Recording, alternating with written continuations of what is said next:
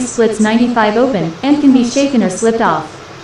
The new chitin and protein will harden and be provided with a fresh lipid coating, but this process can take hours or days after molting occurs.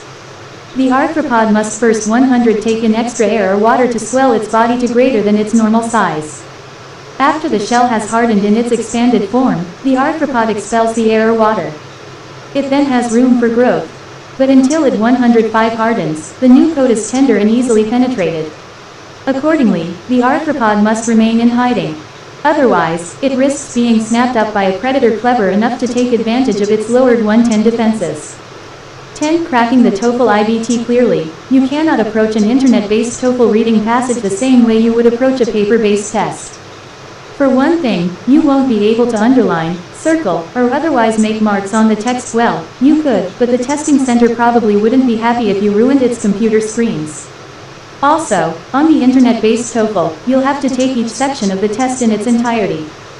Therefore, you cannot skip part of the reading section, go to the listening section, and return to the reading section. However, you can skip questions within some parts of the reading section. You may want to skip questions that you do not understand in order to spend more time on other questions. The audio portions of the test are also internet-based, and the speaking portion will ask you to speak into a recording device. Even though this book contains paper-based drills and questions, all of the strategies in this book are geared toward preparing you for an internet-based test. To get a feel for taking the test on a computer, you should practice at the TOEFL website, web links.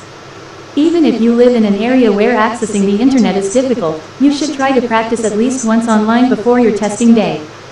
Registering for the TOEFL. The easiest way to register for the TOEFL is online at www.ets.org/TOEFL IBT register.